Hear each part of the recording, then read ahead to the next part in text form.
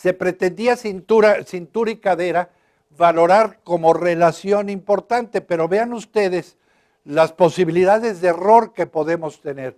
En la figura del lado izquierdo se ve una persona que tiene un perímetro de cintura-cadera de 0.87 y del lado derecho es otra persona que tiene el mismo circunferencia de cintura-cadera o relación cintura-cadera, 0.87, pero evidentemente se distingue que ambos tienen una complexión totalmente diferente.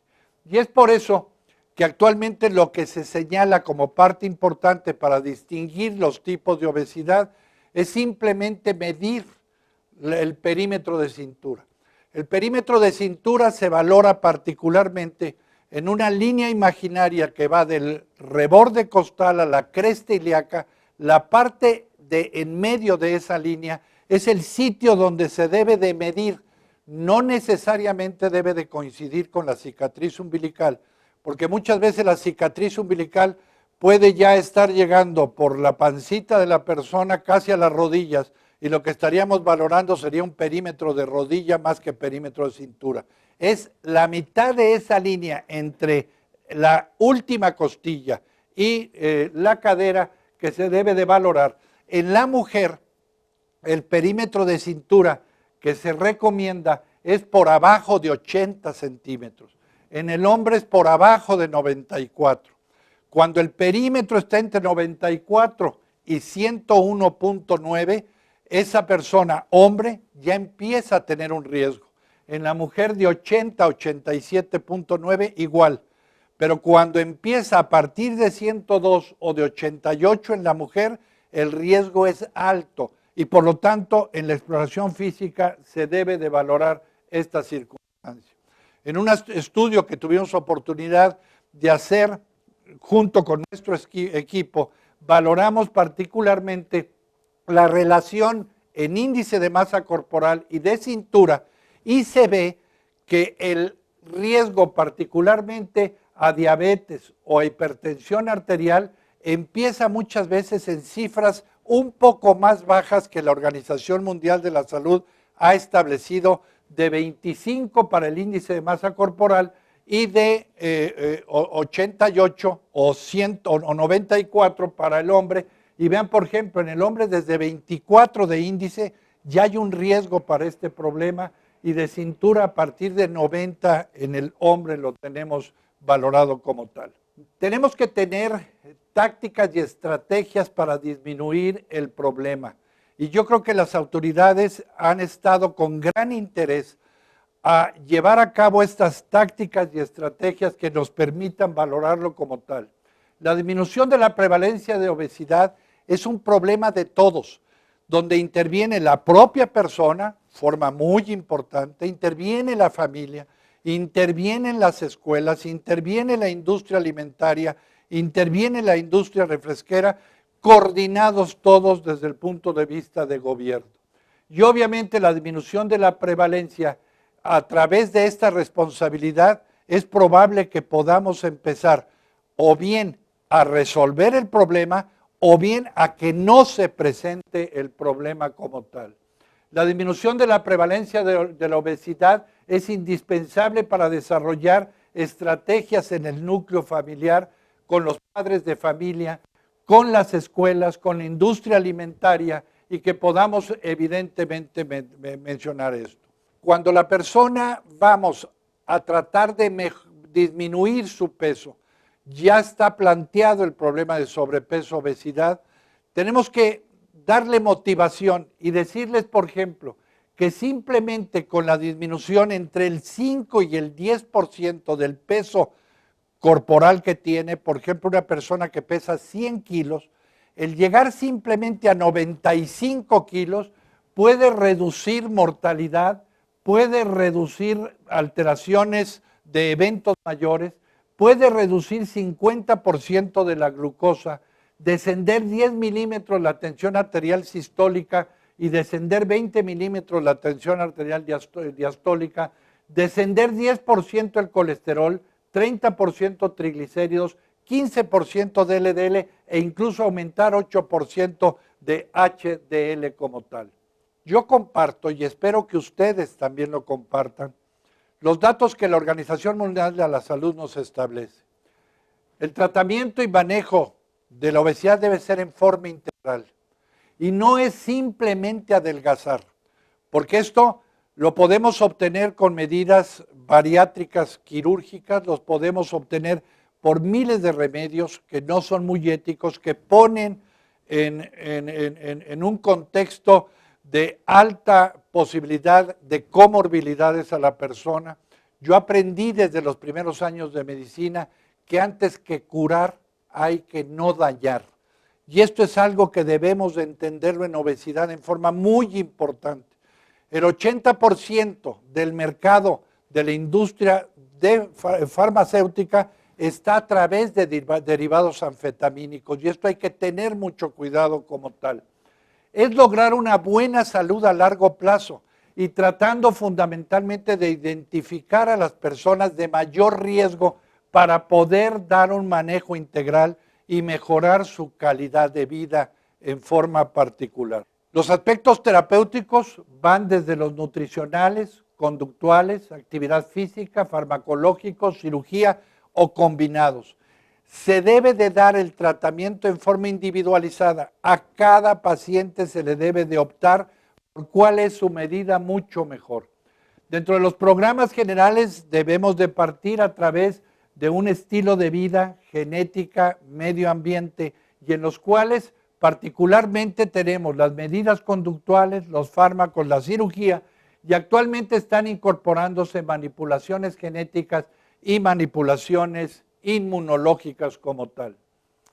Dentro de las modificaciones al estilo de vida, tenemos particularmente dos aspectos que hemos venido tratando en esto. Uno, vamos a prevenir a que la persona no aumente de peso, no llegue a presentar obesidad, y esto inmediatamente me da el enfoque particularmente a los niños. O vamos a dar un tratamiento a una persona que ya es obesa. Esto tiene que separarse. Y las grandes campañas, los grandes puntos de salud que se llevan a cabo no diferencian este problema. Se van particularmente a la persona simplemente con obesidad. Y la obesidad hay que recordar que no solo es la genética, es el estilo de vida, el medio ambiente que se va a traducir en diferentes posibilidades terapéuticas. Permítanme en este momento valorar particularmente los aspectos de programa en prevención y control de la obesidad. Los modelos deben de ser a través de estilos, modificar los estilos inadecuados. Este es la persona obesa, generalmente está incluida en estilos no adecuados como tal. O bien en la persona, particularmente los niños, crear estilos saludables. Sigo dividiendo estos dos aspectos como tal y en donde nos permite dar el planteamiento de esto. Dentro de las modificaciones al estilo de vida, debemos de valorar la primera. Una es la colectiva y esta es la que tradicionalmente el sistema de salud implementa, pero implementa a través de exhortos. Y los exhortos, lamentablemente, en obesidad no permean. No permean en forma única. La posibilidad, por ejemplo, de los 5 pasos es extraordinariamente interesante, útil, pero son exhortos. Toma agua, muévete, come saludablemente, comunícate, pero son exhortos y los exhortos lamentablemente no están permeando. Y dentro de los exhortos, por ejemplo, tenemos un acuerdo nacional de salud, tenemos acuerdos de salud alimentaria, tenemos participación del gobierno en estrategias y los 5 pasos que mencionaba, la gimnasia al aire libre, todo está planteando, pero son exhortos. Y lamentablemente estos exhortos no van tendientes a esta realidad, porque particularmente el enfoque tiene que ir mucho más a aspectos de derecho, equidad e incluso social en cuidado, nutrición, salud y educación. Y por lo tanto, dentro de estas estrategias deben de ser planteadas modalidades de atención modalidades de recursos y modalidades de estrategias. Por lo tanto, me permito yo plantearles la posibilidad de que a estos exhortos se lleve a cabo particularmente aspectos coercitivos. Un ejemplo lo tenemos con el tabaquismo. No se fuma en lugares cerrados. Esto es un aspecto coercitivo, no es exhorto. En el momento que las autoridades ven a una persona en un lugar cerrado, en un restaurante, le cierran el restaurante. Esto evidentemente es un aspecto coercitivo y dentro de los aspectos coercitivos sirven para forzar la voluntad o conducta de alguien que tiene un aspecto de entendimiento de represión inhibitorio. Lo entiendo. Esto tiene un filo muy importante porque va a través de los derechos humanos. Pero el único de los factores que empieza a disminuir de los factores de riesgo cardiovasculares es el tabaquismo, porque se han implementado medidas coercitivas y no solo exhortos en el sentido de decir, no fumes, te va a hacer daño. La cajetilla, no estés fumando porque te va a dar cáncer. Todo esto no va a estar permeando como tal. Las estrategias, por lo tanto, coercitivas, pueden ir desde cambios fiscales y control de la mercadotecnia, utilizar, por ejemplo, mayores impuestos en bebidas y comidas rápidas, subsidios a las comidas nutritivas, hacer obligatorio la tabla de calorías en las comidas rápidas empaquetadas, prohibir la publicidad de dulces, alimentos, chatarra, marketing. Ya están a punto de sacar en los refrescos. El consumir en exceso este producto puede ser nocivo para tu salud. Incrementar las fundaciones de campañas públicas pudieran ser una de las eventualidades. Dentro de las estrategias motivacionales, podemos tener, por ejemplo, diplomas de reconocimiento al esfuerzo, obtener vales para adquisición de comida sana, que sería extraordinario, abono económico en tarjeta de descuento, o en las empresas estímulos económicos, ascensos laborales, apoyo a días económicos, y creo que esto pudiera en determinado implementar estas medidas coercitivas. Pero tenemos las otras, las no colectivas, las que tenemos particularmente las medidas personales. Y dentro de las medidas personales tenemos particularmente las de recomendación, que tampoco son útiles, en el sentido de decir, oye, estás engordando, yo te recomiendo que bajes. Estás comiendo de más, yo te recomiendo que comas comida más adecuada. Generalmente no permean estos, porque evidentemente el decir, muévete, a lo mejor la persona sube al perro a la caminadora y él está sentado con un refresco, o bien no utiliza las escaleras, o bien lleva a pasear al perro, sin llevar a cabo medidas que de veras desde el punto de vista personales. Por lo tanto, desde el punto de vista personal, en lo que se refiere a la modificación del estilo de vida, debe de ser una iniciativa personal. Una iniciativa personal que permita tener un cambio en nuestra actitud. Tratar de eliminar aspectos desde el punto de vista de todo la mecánica eléctrica que se usa, escaleras eléctricas, elevador, e incluso, por ejemplo, en algún país de Europa, están ya utilizando escaleras que son como teclas de piano para motivar a la persona que cuando va caminando esté sonando y que esto motive a llevar a cabo el subir al siguiente piso por la escalera y no por el elevador.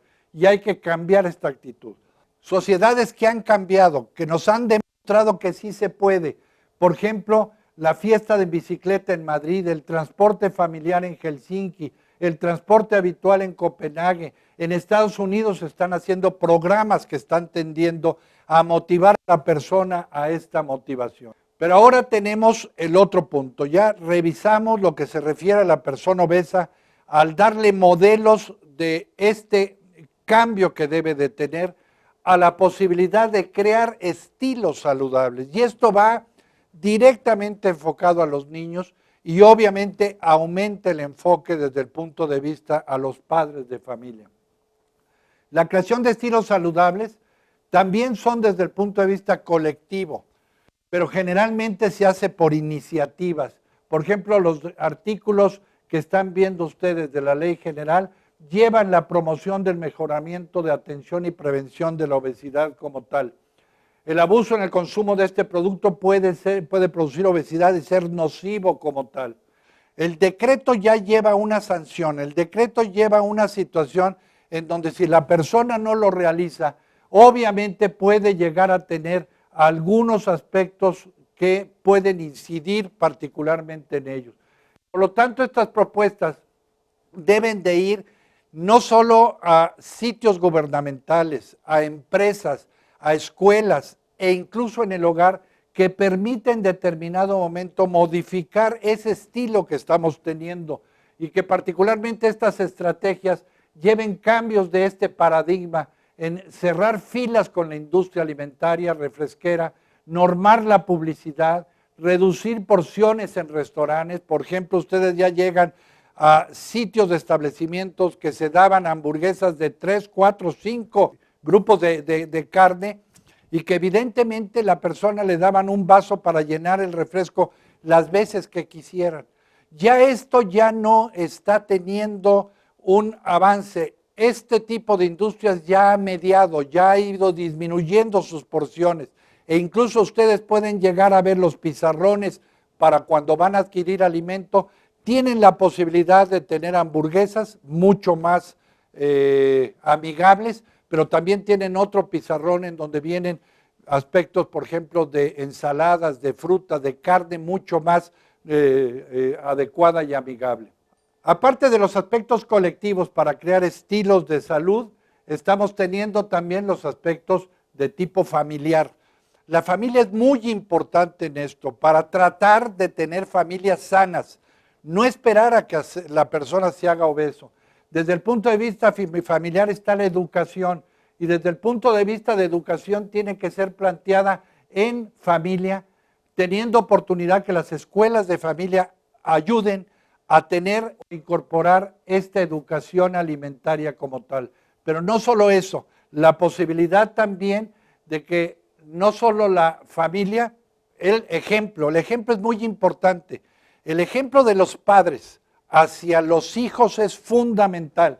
Y tenemos, por ejemplo, ejemplos de salud en donde el padre juega con los hijos, la madre con su hija, tener oportunidad de que el padre conviva mucho más, que tenga oportunidad de ir a áreas verdes, tener la posibilidad de esta convivencia, yo creo que es fundamental como ejemplo. Y obviamente no es el ejemplo de decirle al hijo, estás comiendo mucho, yo creo que debes de disminuir, pero ve a la esquina y cómprame este refresco, cómprame esta bebida, cómprame estos paquetitos de papitas, etcétera, porque van a venir mis amigos a jugar dominó. Yo creo que esto no permea como tal y evidentemente no se tiene. ¿Qué medidas y soluciones que parecen obvias? Pues obviamente se está llevando a través de las escuelas la participación de que se debe de cuidar la comida chatarra, no se debe de dar, hay vigilancia de autoridades, pero ¿cuál es nuestra realidad? Nuestra realidad, sin embargo, es que se siguen dando comida chatarra en las escuelas, los alumnos siguen recibiendo comida chatarra y simplemente el exhorto que se tuvo desde el punto de vista de gobierno a decir esto es una medida muy política, pero no es una medida que puedan tener prevalencia. Sin embargo, no todo es legislar. La sociedad debe de despertar y poner de su parte. Tenemos, por ejemplo, compromisos de la industria. Vemos, por ejemplo, algunos de los establecimientos más importantes que están teniendo la oportunidad de compartir alimentos light, tener la oportunidad de otros de llevar a cabo particularmente modificaciones desde el punto de vista de nuevas conductas. Por ejemplo, en este establecimiento se está dando la parte de ayudar a obtener alimentos mucho más adecuados como tal y que se tenga la posibilidad de comida mucho más sana. Hay nuevos nichos para el sector refresquero. El sector refresquero está dando y participando en estas condiciones.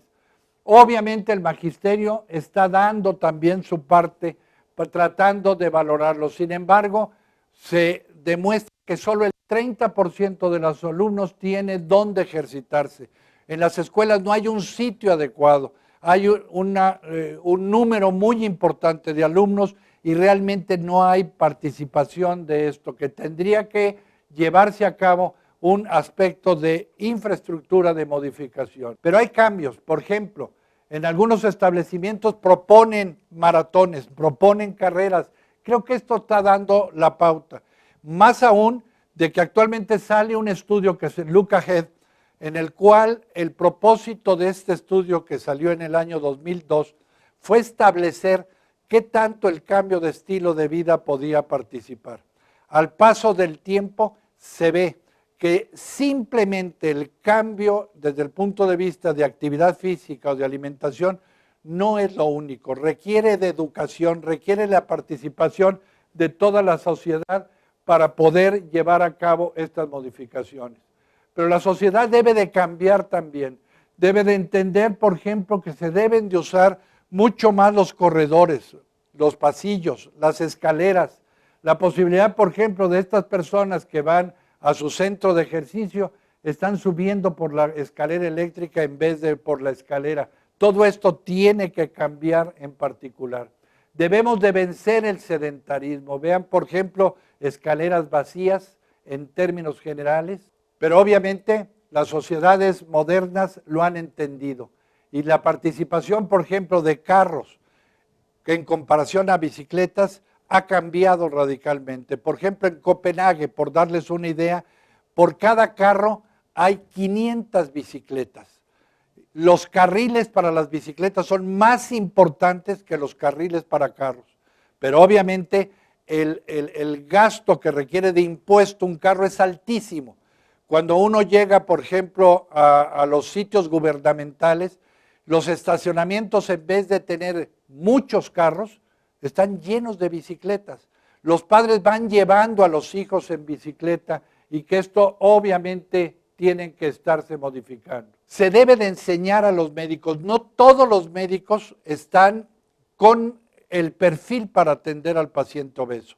Debe de ser una persona que tenga el interés, el tiempo de poder llevar a cabo esta modificación.